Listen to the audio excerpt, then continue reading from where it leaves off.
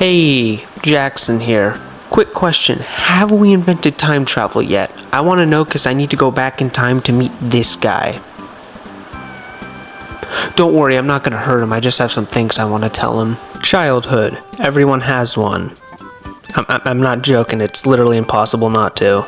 Due to it taking place over such a wide margin of time, there's many memories you have of it. You may look at them fondly, or maybe not. There's plenty of stuff I remember fondly from when I was younger, like hanging out with friends or playing video games with my brothers. But there's also plenty of memories that make me look at my younger self and make me want to punch him in the face. I bring this up because me and my family were cleaning up the house recently when one of my brothers found something of mine and gave it to me, and it brought me back.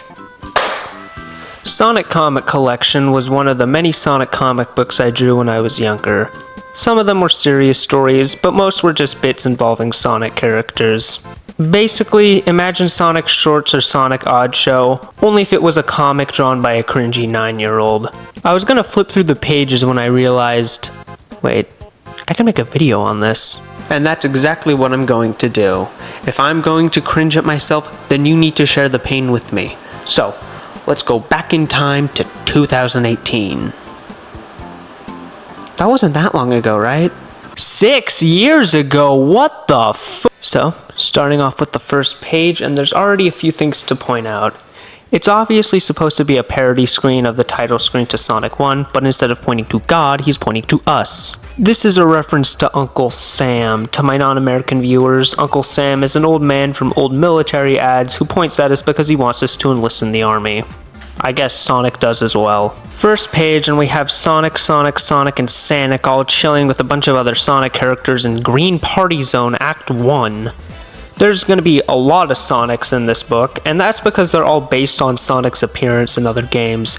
We have the usual modern and classic, but we also have Sonic from Sonic Jam, Boom Sonic, Sonic with soap shoes, etc. I thought I'd get that out of the way real quick because it would make explaining this book way harder down the line. The next page has something similar, now being a pool party at Chemical Pool Zone. Amy's having a bad time and Sonic looks like he's about to drown.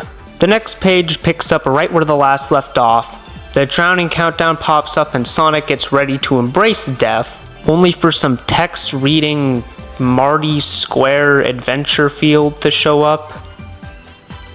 And then the M gets crossed out and replaced with a P, making it Party Square. And then there's a bunch of squiggly lines at the bottom. I'll be honest with you, not even I have any idea what's going on here, so let's just move on.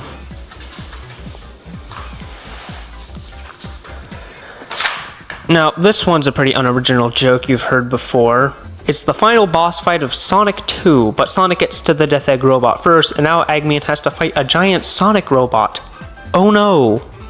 I probably stole this from a Dorkly animation or something, so not only is 9-year-old me cringe, but he's also a plagiarist.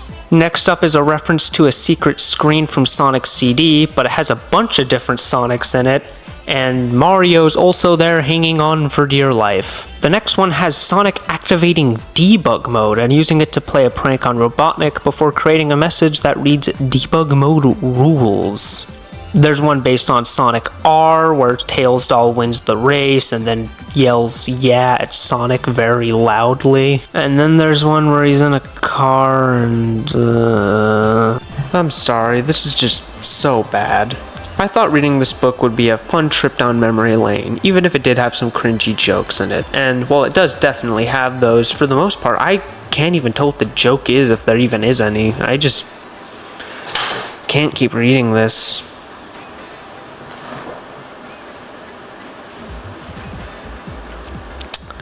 But I have nothing better to do. The next one is a far more interesting joke. And by that I mean, it's actually a joke. This one's based on an old fan theory made for Sonic Forces.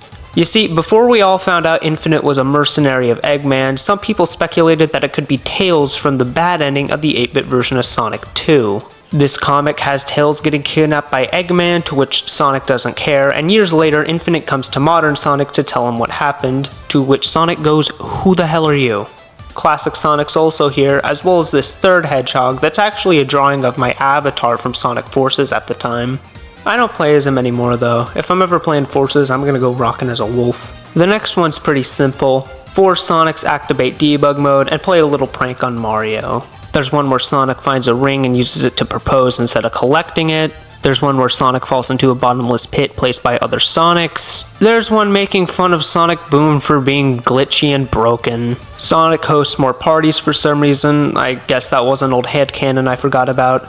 They're all pretty harmless jokes. Not anything gut-busting funny, but I actually could tell what jokes I was trying to make compared to the first half of the book where I just looked at the pages confused and wondered if I was stupid.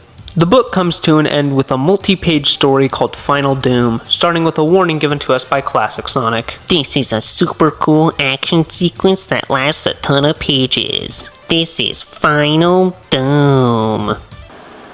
You know, you never answered my question from earlier. Have we invented time travel yet?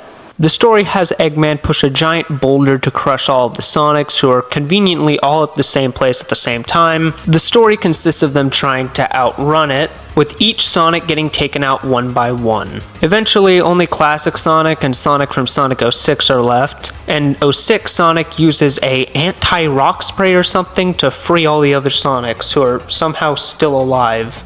But it's not over, as they'll have to go through all of the boss fights from Sonic Generations. However, they all assemble into a team called the Debug Mode Rangers. Jesus Christ, I must have really liked that. And slowly defeat the enemies one by one. Their deaths are nothing significant. The only one I feel like mentioning is Perfect Chaos, because Sonic just swallows them whole, which I find to be pretty funny. The story ends with all of the Sonics returning to their homeworlds, something that was never addressed in the story up to this point at all, leaving only modern Sonic, who says that it's now time to go Team Sonic Racing before fleeing the scene.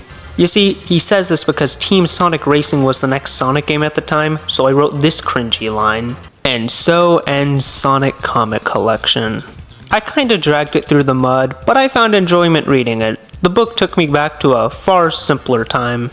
In fact, I actually still make these sometimes. I have similar comics that I drew in 7th grade, but since my skills at writing had improved, there were actual jokes. You know, looking back at this has actually gotten me somewhat interested in making another one of these. Probably never gonna do it, but it's gotten me interested in the idea. I mean, I'm 15 years old. I think I have a far more sophisticated style of humor now. I can already think of some of the titles for it right now, such as Sonic's